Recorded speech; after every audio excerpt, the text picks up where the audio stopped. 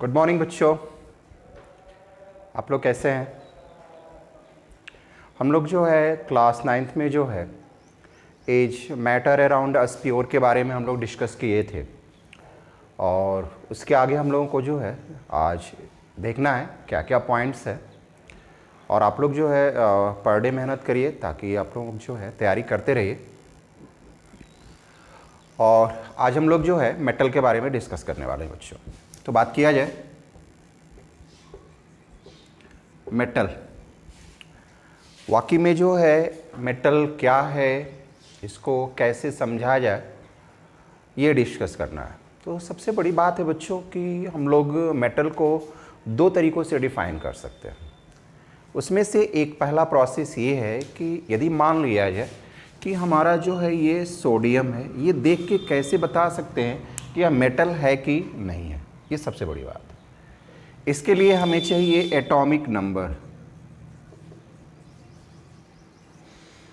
ये आपको लर्न करना पड़ेगा कि कौन सा एटम है, उसका सिंबल क्या है, उसका एटॉमिक नंबर क्या है, उसका एटॉमिक मास क्या है। यदि आप जो है इस छुट्टियों में यदि आप पर डे 2-3 भी लर्न करेंगे तो उम्मीद है कि 10-15 दिनों में अच्छा खासा एटम का नेम, एलिमेंट, सिंबल और एटॉमिक नंबर याद हो जाएगा बच्चों। तो यहाँ पे हम लोगों को ये दिखाना है कि मेटल क्या है और नॉन मेटल क्या है। हम जो है एग्जाम्पल के द्वारा जो है दोनों को हम लोग डिस्क्राइब करने की कोशिश करेंगे कि कैसे समझ में आएगा कि मेटल है कि नॉन मेटल। जैसे मान लिया जाए सोडियम है, मैग्नीशियम है, एल्यूमिनियम है। यहाँ ले लिया जाए फ्लोरीन है, ऑक्सीजन है, नाइट्रोजन। तो जब हम लोग की जो मेटल है या जो भी एटम है, हमें ये देखना होगा कि उसके आउटर शेल में फ्री इलेक्ट्रॉन है कि नहीं। फ्री इलेक्ट्रॉन का मतलब जिसके आउटर शेल में 1, 2, 3 इलेक्ट्रॉन हो वह मेटल होगा। तो इसका अपोजिट चलते हैं, जिसके आउटर शेल में 5, 6, 7 इलेक्ट्रॉन हो वह नॉन मेटल होगा। यहाँ हम बात करेंगे आउटर मोस्ट शेल की, मतलब 1, 2, 3, और यहाँ बात करेंगे 5, 6, 7 की। यानी आउटर मोस्ट शेल में जो है 1, 2, 3 इलेक्ट्रॉन होंगे तो हमारा मेटल होगा, 5, 6, 7 होंगे तो हमारा नॉन मेटल होगा। तो यहाँ पर हम बात करेंगे कि ये सोडियम का एटॉमिक नंबर 11, मैग्नीशियम का 12, एल्युमिनियम का 13, फ्लोरीन का होता है 9, ऑक्सीजन का 8 और नाइट्रोजन का 7 होता है। हाँ, ये भी है एक तरीका, जो भी एटॉमिक नंबर है उसके ठीक साइड में जो है हम लोग नीचे की तरफ जो है उसका एटॉमिक नंबर को हम लोग शो करते हैं। तो हमारा ये हो गया 11, 12, ये 13। अब इलेक्ट्रॉनिक कॉन्फ़िगरेशन करने का एक तरीका भी है, जरा उसको भी समझ लिया जाए। ये मान लिया पहला सेल है, ये दूसरा सेल है, ये तीसरा, इसको KLM, और ये मान लिया जाए हमारा N है। इसमें बोरबरी के अकॉर्डिंग जो है हम लोग 2n² को जो है एक सेल में रखते हैं। जैसे मान लिया जाए KLMN है तो पहले में n की जगह पे 1 रखेंगे तो यहाँ पे 2 हो जाएगा, यानी इलेक्ट्रॉन जो है टोटल पहले वाले में 2 आएगा। यदि हम यहाँ 2 रखते हैं तो 8 आएगा, 18 आएगा और ये 32 आएगा। 1, 2, 3 रखते रहिए। अब जो है एक रूल ये भी है कि 2, 8, 8 का भी होता है। जब अगला हमारा 2 कंप्लीट होता है तो पीछे वाला जो है वो इंक्रीज करने लगता है। तो ये बात की बात है। पहले यहाँ आते हैं। यहाँ पहले सेल में हम 2 रखेंगे, 8 रखेंगे क्योंकि 2, 8 कह रहा है, और बच गया 1 तो ये 1। ये आउटर मोस्ट सेल में हमारा एक इलेक्ट्रॉन बच गया बच्चों। यहाँ देखेंगे 2, 8, 2, यहाँ देख रहे हैं कि 2 बचा हुआ है, और यहाँ बात करेंगे तो 2, 8 और यहाँ हो गया 3। हम देख रहे हैं कि यहाँ 1, 2, 3 है, मतलब ये सोडियम जो है अपने इलेक्ट्रॉन को डोनेट कर सकता है, मतलब पॉजिटिव आयन 1 इलेक्ट्रॉन को डोनेट करेगा। तो यहाँ पर जो है हमारा 1+ आता है। तो जो पॉजिटिव बनाने की क्रिएटिविटी रखता है, जो पॉजिटिव बनने जिसमें पॉसिबल होता है या बनाता है, उसे हम लोग मेटल कहते हैं। एक एग्जाम्पल यहाँ पर भी हम लोग लिए हैं, ये 2, 8 2 और 7, यहाँ जो है 7 लिए हैं, नॉन मेटल है। यहाँ एक इलेक्ट्रॉन ये क्या करेगा, एक्सेप्ट करेगा। जब वह एक्सेप्ट करेगा इलेक्ट्रॉन को तो वह निगेटिव बनाएगा। तो जो निगेटिव बना रहा है, जो नेगेटिव फॉर्म में आ रहा है, मतलब इलेक्ट्रॉन को एक्सेप्ट कर रहा है, वो हमारा नॉन मेटल होता है। और जो मेटल जो है क्या करता है, इलेक्ट्रॉन को डोनेट करने की कैपेसिटी रखता है बच्चों। अब बात किया जाए यहाँ पर, ये Mg है, ये जो है Mg प्लस प्लस बनाता है। डबल जो है इलेक्ट्रॉन को क्या करेगा, डोनेट करेगा। जब डोनेट करेगा तो +2 आएगा। यहाँ एल्युमिनियम की बात करेंगे तो +3 आएगा। यहाँ फ्लोरीन, यहाँ हो गया, यहाँ हो गया 2 और 6, यहाँ हो गया 2 और 5। ये क्या करेगा, F माइनस क्रिएट करेगा, O माइनस माइनस, और नाइट्रोजन जो है यहाँ पर 3 माइनस क्रिएट करेगा। तो यहाँ पे जो है इसकी वैलेंसी जो है 3 होगी, यहाँ पे 2 होगी, यहाँ पे 1 होगा, यहाँ पे, यानी जितना प्लस चार्ज होगा, जितना नेगेटिव चार्ज होगा, वह वैलेंसी को भी क्रिएट करता है। तो हमारी प्रॉब्लम है मेटल की बच्चों। तो ये हमारा क्लियर हो गया कि जिसके आउटर सेल में 1, 2, 3 इलेक्ट्रॉन होंगे वह मेटल होगा, और जिसके आउटर सेल में 5, 6, 7 इलेक्ट्रॉन होंगे वह नॉन मेटल होगा।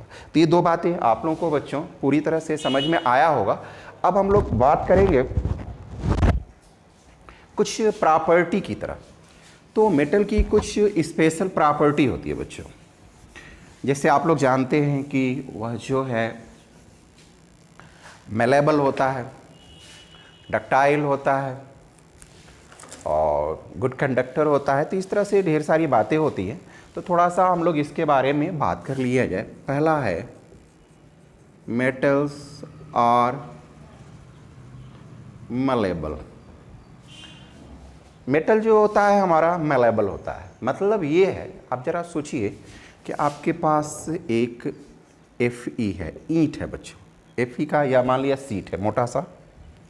आप एक हैमर से आप उसे पीटना शुरू करेंगे तो आप बताइए वो धीरे धीरे फैलेगा, सीट बनाएगा, और इसी प्रोसेस को हम लोग मेलेबल कहते हैं।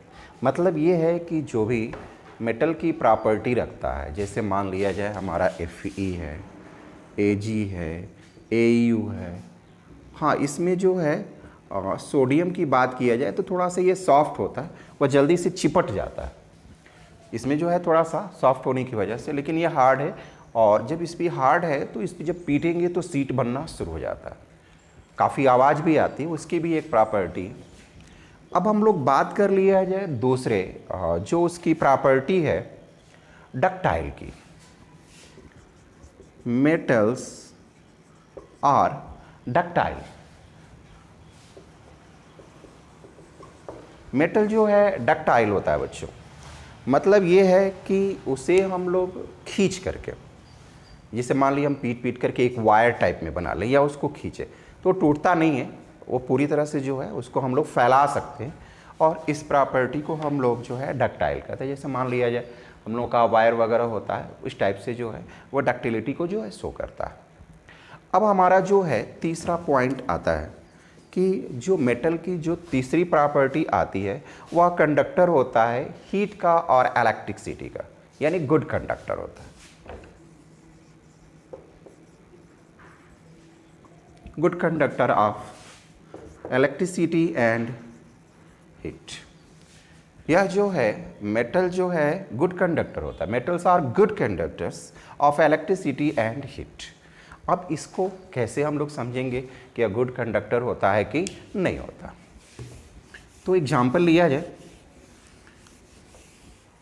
जैसे मान लिया जाए कि हम हीट की बात करें, एक आयरन रॉड लिया जाए या कॉपर रॉड लिया जाए या जो भी आपके पास मेटल है। अब वहाँ पे हम लोग Hg की बात नहीं कर रहे, हम बात करें जो सॉलिड स्टेट में हो। अब यहाँ से हम लोग क्या करें, हीट करना शुरू कर दें। जैसे हीट करेंगे धीरे धीरे ये वाला पार्ट जो है वो हीट होने लगता है। इसका मतलब है कि जो मेटल है वो गुड कंडक्टर है हीट का। आप देखे होंगे आपके घरों में, जैसे कुछ आप लोग खाना वगैरह बनाते होंगे तो कुछ चीज़ों को जब आग पे रखते हैं, वो बर्नर पे रखते हैं, आप गर्म करते हैं, और कुछ दिनों के बाद जो है उठाना होता है तो उसमें आप कपड़े का यूज करते हैं, या हैंडल वगैरह में यदि कोई कार्क वगैरह का लगा रहता है तो उसके सहारे आप उठाने की कोशिश करते हैं। ऐसा नहीं करेंगे तो आपका हाथ जल जाएगा, मतलब वह गुड कंडक्टर होता है। अब बात आती है इलेक्ट्रिसिटी की बच्चों। तो इसका एक एक्सपेरिमेंट किया जाए। मान लिया जाए हमारे पास जो है सेल है, ये मान लिया जाए हमारी बैटरी है, इसमें हमने 2 बैटरी को लगा दिया। इस बैटरी के एक यहाँ मान लिया जाए पॉजिटिव है, ये नेगेटिव है, इसको लाया जाए। यहाँ मान लिया जाए हम लोग जो है एक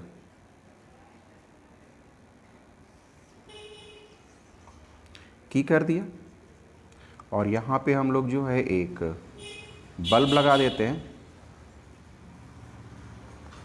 अब ये जो है मेटल का है, वायर है, या मान लिया जाए Fe का वायर है, या मान लिया जाए गोल्ड का है या सिल्वर का है। जब इसको हम लोग यहाँ से इसको टच करते हैं तो ऐसे कंडीशन में ये लाइट देने लगता है। इसका मतलब है कि ये जो वायर है वह इलेक्ट्रिसिटी का गुड कंडक्टर होता है। इसीलिए हम लोग अपने घरों में कॉपर का, एल्युमिनियम का, आयरन का जो है वायर जो है लगाते हैं। जैसे देखे होंगे कि आप लोग पोल वगैरह से जो आप लाते हैं तो वहाँ पे हम लोग एल्युमिनियम का यूज करते हैं। तो उसमें भी जो है कंडक्टर में भी कुछ गुड है, कुछ बेस्ट है और भी बेस्ट है। तो वह जो है उसकी इलेक्ट्रो कंडक्टिविटी पे डिपेंड करता है कि कौन कैसे है। तो यहाँ हमारी प्रॉब्लम है कि कोई मेटल जो है गुड कंडक्टर होता है कि नहीं होता। तो हम लोग ये इस एक्सपेरिमेंट को करके देख सकते हैं कि हमारा मेटल जो है क्या है, वो गुड कंडक्टर है इलेक्ट्रिसिटी का। बच्चों एक पॉइंट और लेते हैं, अगला पॉइंट ये कह रहा है कि लस्चर्स होते हैं, मेटल्स आर लस्चर या शाइनी होते हैं। मेटल्स आर मतलब ये है कि मेटल की एक स्पेशल प्रॉपर्टी होती है जो साइन देता है। जैसे मान लिया जाए कि कोई भी मेटल की बात करें, जैसे हम गोल्ड की बात करते हैं तो गोल्ड जो है आपका एक येलो कलर में या गोल्डन कलर में जो है वो आता है, जिसमें चमक जिसको कहते हैं हम लोग सीधी सी बात में। शाइनी का मतलब चमकना। तो आप देखे होंगे गोल्ड को, सोने को, वह येलो कलर में या गोल्डन कलर में जो दिखता है। सिल्वर की बात किया जाए तो वाइट कलर में दिखता है, और आयरन की बात किया जाए तो ब्लैक कलर में दिखता है।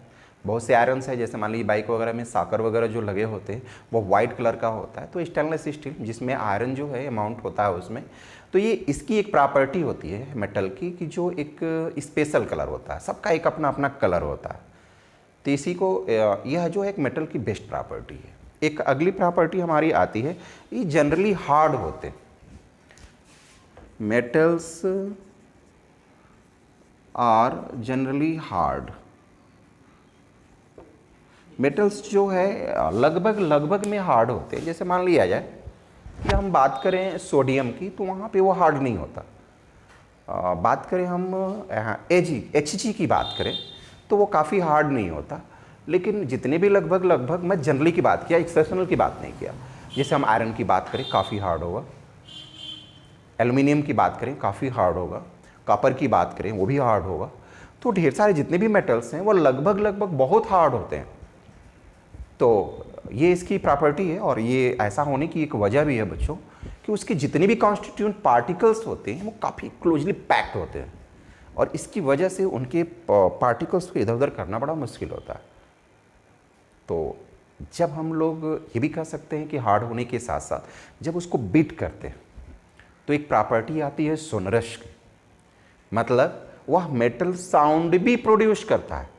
कभी कभी आप देखे होंगे चलते फिरते एक एक्सपेरिमेंट कर लेते हैं बच्चों। जैसे चलते हुए एक लोहे का पोल है तो आप छोटे छोटे टुकड़ों से मारते हैं, टन की आवाज़ आती है। ये आप लोग एक्सपेरिमेंट किए होंगे। या कहीं आप ये भी देखे होंगे छत है, छत के नीचे किसी का करकट वगैरह का घर बना है। ऐसा आप नहीं करेंगे, बिल्कुल नहीं, लेकिन कभी कभार किसी कारणवश जो है कुछ गिर जाता है तो आप एक बहुत सा साउंड आता है। या आप ये भी देखे होंगे कि आपके घरों में कोई लेडीज वगैरह या आपके द्वारा ही कोई प्लेट वगैरह आप धो रहे हो और सडनली जो है गिर गया तो वहाँ एक साउंड बड़ी तेज़ी से आती है।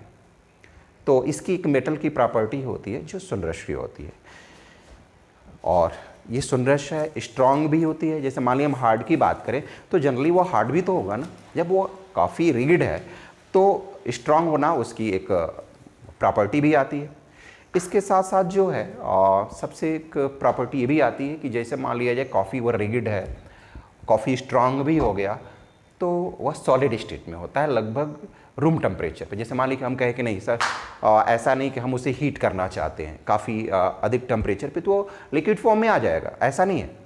हमारी बात है जनरल की, मतलब रूम टेम्परेचर पे जो है मेटल्स जो होते हैं वो सॉलिड स्टेट में होते हैं। और इसमें एक्सेप्शनल की बात आती है तो आपका Hg तो है ही है, लेकिन हमारी बात है सॉलिड की, तो लगभग जितने भी मेटल्स हैं जैसे एल्यूमिनियम है, कॉपर है, सोडियम है, मैग्नीशियम है, और जितने भी मेटल्स हैं, क्रोमियम है, स्कैंडियम है, ये सारी चीज़ें जो हैं लगभग जो है जितने भी मेटल्स हैं वह सॉलिड स्टेट में होते हैं बच्चों।